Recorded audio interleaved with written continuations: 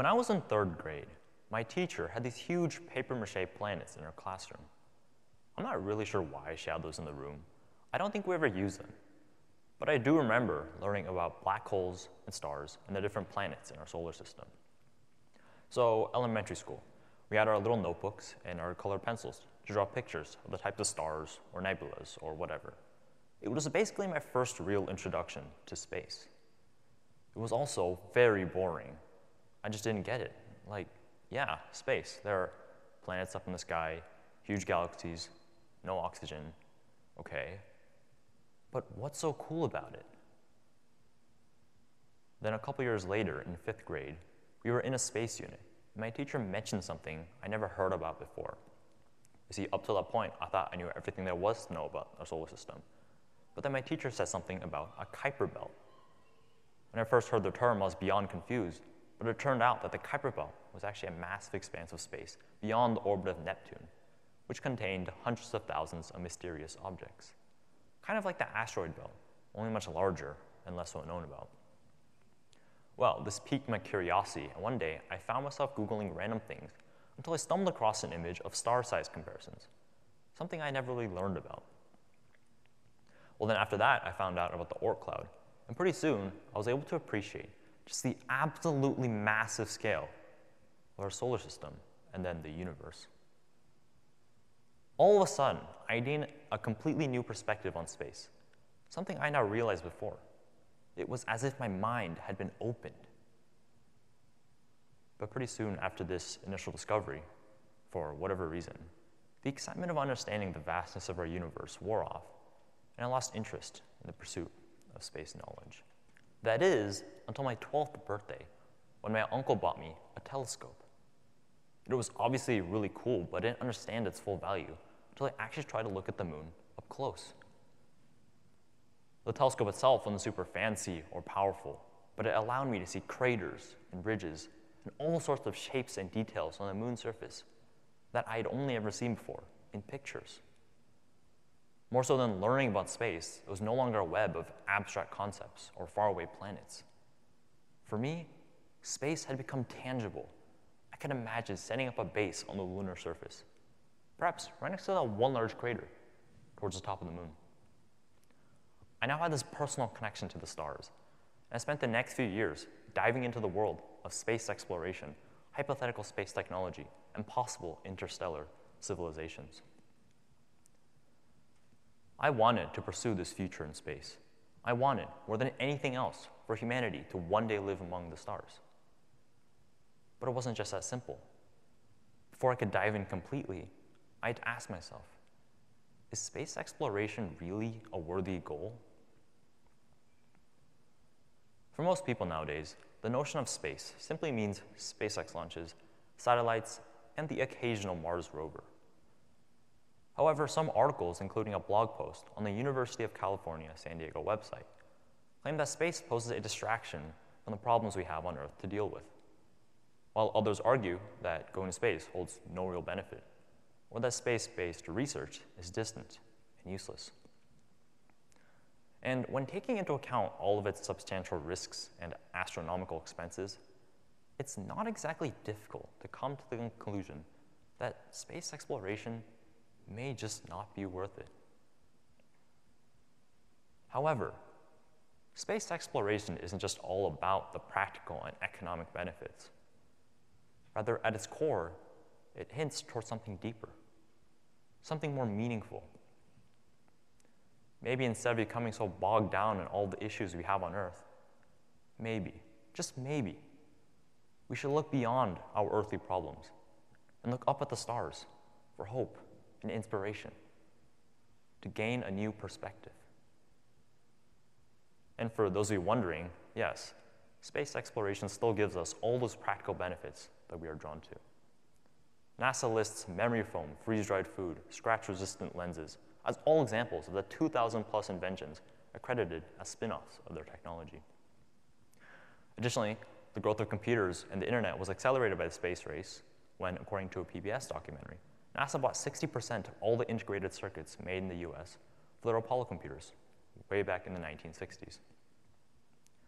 By simply engaging in the field of space exploration, You are pushing the known boundaries of science and technology.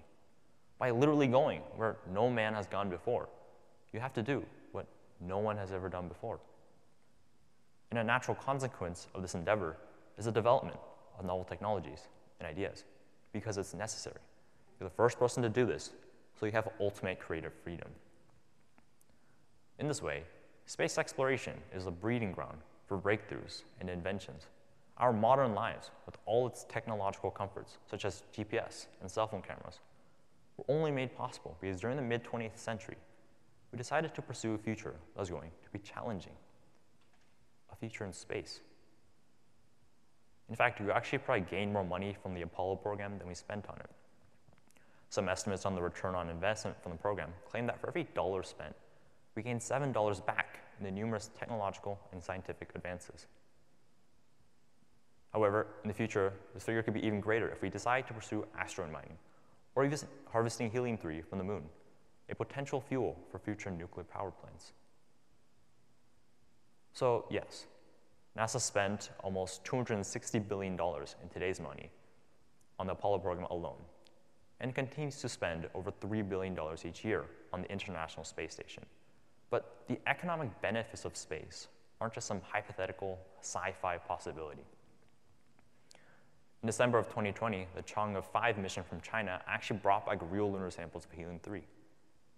Just 2.5 years ago, there truly are resources in space, and we can capitalize on that today. Unfortunately, like many objectives that yield a high reward, there's also a high risk. But just like how landing on the moon and returning to Earth safely was not exactly guaranteed, sometimes we have to take those risks and be the first one out there to forge a new path. Because that's just the nature of the moonshot. You know, in some ways, Elon Musk is right. One day we will either run out of resources or be involved in a catastrophic extinction event that will end humanity in a single dramatic sweep. It's true that something of that caliber is inevitable and out of our control, whether or not we have solved our problems on Earth. Space exploration provides a plan B for our existence, a backup drive, if you will. Of the 8 billion people alive today, do we not each have the moral obligation to ensure the protection of the billions more who might exist in the future? Isn't that worth spending maybe a small fraction of our energy now to ensure that our species does not eventually die out? That might be a bit dramatic, but space exploration provides a definite solution to a crisis that we can only hope to avoid in our lifetimes. Because one day, without a doubt, space exploration will save us. In the present day, however, we live in a digital age. We've seen thousands of pictures on the internet, and I'm sure we've all seen pictures of the Earth. In fact, when we first learn about the Earth, we see a picture, and we learn that that is our home. But if you think before the 1960s, no one in the history of the human race had ever seen Earth in its entirety. For thousands of years, everyone just had this perceived notion that the Earth was infinite and unchanging. Well, as the space age began to kick off, some people, including an environmental activist named Stuart Brand, began to wonder why there was no color photograph of the whole Earth. In his own words, Brand believed that a photograph would do it. A color photograph from space of the Earth. There it would be for all to see, the Earth complete, tiny, adrift. And no one would ever perceive things the same way. And he was right. Taken in lunar orbit by astronaut Bill Anders, the extraordinarily popular Earthrise image helped to open many people's eyes to the reality of the Earth, influencing the environmental movement as well as the establishment of Earth Day. As astronaut Frank Borman put it, the photo showed the fragility of our Earth, the beauty of the Earth, and just how so insignificantly small we are in the universe. It was the beginning of the realization that we need to take care of it. Despite concerns that space exploration distracts us from Earth itself and all the problems we need to take care of, the utter emptiness of space only highlights the unique beauty that exists on Earth. Having left Earth's orbit for the first time in human history, the Apollo 8 astronauts looked back and saw the Earth suspended in the blackness of space. Here we came all this way to the moon. And yet the most significant thing we're seeing is our home planet, the Earth. Bill Anders. We don't go to space to assert technological superiority. We don't go to space to plant a flag on the ground. We go to space for hope, for inspiration. We go to space for beauty, to dream, to have something to get out of bed for. We go to space and look in the mirror for enlightenment, transcendence, perspective. Our world is full of negativity and pessimism. We need something to look forward to, something bright in our future. Without optimism, we can't accomplish anything. We can't accomplish anything without hope.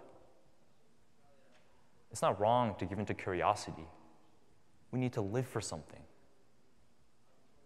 In the words of John Keating from the Dead Poets Society, we don't read and write poetry because it's cute.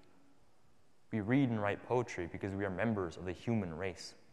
And the human race is filled with passion, medicine, law, business, engineering.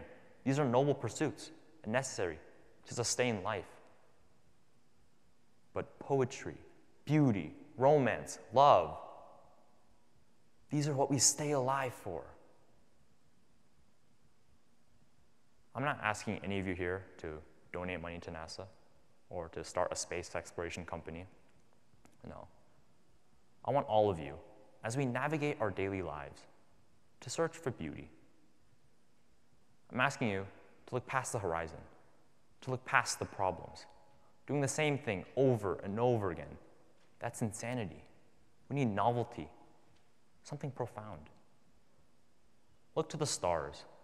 Consider each pinpoint of light a sparkling diamond in the endless fabric of our universe. Don't be weighed down by terrestrial problems. Hold on to that childlike wonder and look